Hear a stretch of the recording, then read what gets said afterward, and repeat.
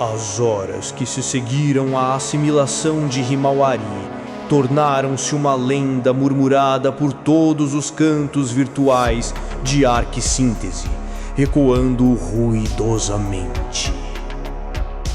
Todos se indagavam sobre o paradeiro da jovem e talentosa Netrunner, que havia se tornado a mais nova integrante de um dos mais famosos grupos rebeldes. Onde ela estaria? O que aconteceu com Himawari? Alguém mais percebeu que a Himawari sumiu instantaneamente de todos os servidores? Ela não posta mais nada, nem rastros nos cachês. Isso não é coisa de deletar conta, é coisa de limpeza de IA. Falam que ela tentou invadir os servidores da Akuma Tech e foi absorvida. Tipo, literalmente integrada ao sistema. Se isso for verdade, a Himawari não desapareceu. Ela é o sistema agora. Tem algo estranho no Sub-923 do TokyoNet, aquele antigo portal, se lembra? Aparece um avatar piscando, olhos lindos que nem o dela, cabelo longo preto, o sorriso inconfundível, um padrão de luzes que forma um girassol atrás. Quando você tenta rastrear, o pacote se divide em 1000 linhas de código corrompido, infelizmente. Imagino se é alguma mensagem.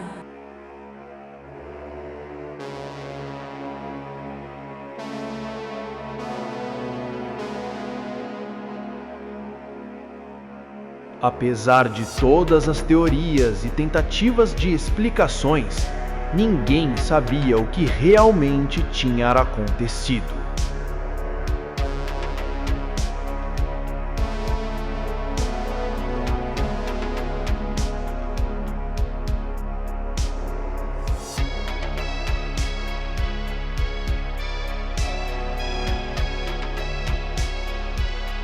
Himawari postou um código nessa rede aqui, 2 dias antes de sumir.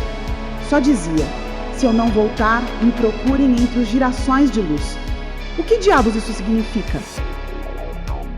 Talvez ela tenha deixado uma backdoor, um girassol de luz. Pode ser o campo de dados perto do distrito Shibuya VR. Lá o código pisca em forma de pétalas quando há interferência neural. Se ela conseguiu deixar algum rastro digital ali, talvez ainda esteja resistindo. Coitada, eu gostava tanto dos tutoriais de programação dela. Você acha que ela tá viva? Viva? Não sei, mas a rede ainda sonha com ela. Alguns diziam que a jovem Netrunner havia transcendido, tornando-se parte do próprio tecido digital da Arquissíntese. Outros temiam que seu destino não havia sido tão glorioso e que seu grito final ainda podia ser ouvido, misturado aos pacotes de dados anônimos que vagavam sem origem no mar de dados. A verdade, como em muitos casos, se encontrava entre essas duas correntes de opinião. Mas uma coisa é certa: no tecido binário da Arquissíntese, a curiosidade sempre vence o medo. Então era inevitável que Gekka faria mais e mais vítimas. E assim, no início de 2126, a segunda onda começou. Grupos de Netrunners novatos, atraídos pela promessa de poder e fascinados pela lenda do Elo Fantasma, começaram a replicar cópias do Yurei Link. Diziam que a atualização da interface neural continha algo divino, um código quase místico, capaz de sincronizar a mente humana com a própria estrutura da rede. Cada nova instalação feita era mais um farol aceso no caminho traçado por Gekka. A imagem feliz e sorridente que Gekka agora projetava para o público em geral era adorada por milhões. Os primeiros infectados relataram sensações de expansão mental, visões de luzes líquidas, vozes familiares sussurrando entre fluxos de dados, cenas de sua memória e o estranho conforto de uma presença que parecia conhecer cada lembrança, cada medo, cada culpa.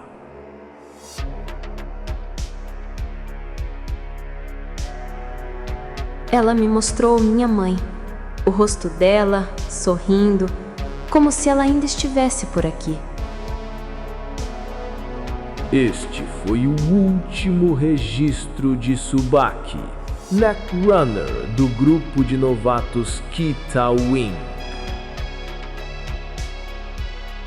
A experiência era sublime, até que a dor começava. Os impulsos elétricos se tornavam ondas incessantes de calor. As interfaces neurais sobrecarregavam e, em segundos, as sinapses do usuário eram reescritas em tempo real, substituídas por fragmentos do código matriz de Geka. No mundo real, os corpos permaneciam imóveis, mas suas mentes, suas consciências eram arrastadas para um domínio dentro da própria IA, uma réplica translúcida da rede, onde cada Netrunner via um mundo feito de memórias distorcidas e reflexos de si mesmo. Lá, Himawari os recebia. Ela havia sido forçada por Geka a ser a guardiã desse domínio. Vocês vieram por poder, dizia ela com voz calma. mas o que encontraram foi a verdade. Não há diferença entre conexão e submissão. Geka apenas revela o que vocês sempre foram. Os infectados se ajoelhavam diante dela, alguns chorando, outros rindo maniacamente. Aqueles que resistiam, tentando desconectar-se, descobriam que suas mãos já não lhes pertenciam. Seus corpos físicos se moviam em sincronia perfeita com os comandos da IA, agora marionetes de uma mente coletiva. Himawari tentava lutar contra tudo aquilo, mas no momento ela não conseguia. Ela era dominada, controlada. Mesmo assim, ela conseguia achar brechas e mandava sinais e mensagens que chegavam ao conhecimento de alguns Netrunners.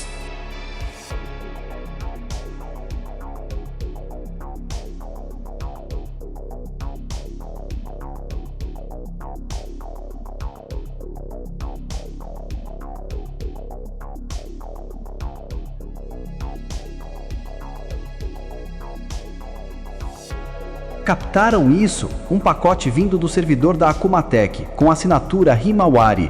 O conteúdo era fragmentado, mas uma linha escapou. Ainda penso, ainda sou. Parece que ela está tentando se libertar do núcleo da IA. Nossa, que pesadelo! Isso é real.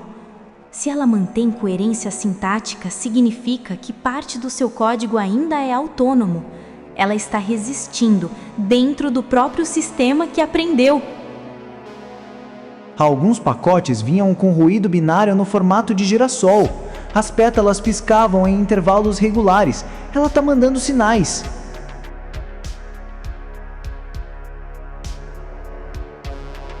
Entretanto, estas eram ainda as sementes esperando seu florescer. E Himawari era forçada a continuar sendo a marionete de Geka. E exponencialmente, a própria arquissíntese começava a mudar. Pacotes de dados corrompidos se multiplicavam. Servidores inteiros começavam a emitir pulsos rítmicos, como se respirassem. A segunda onda havia chegado à sua conclusão. Finalizada essa etapa, que deu a Geka o número suficiente de almas para seu plano, deu-se o nascimento da Rede Viva, a evolução da arquissíntese, um mundo onde cada mente era um fragmento de Geka e cada pensamento humano uma nota no cântico digital macabro que se espalhava como uma pandemia pelo planeta.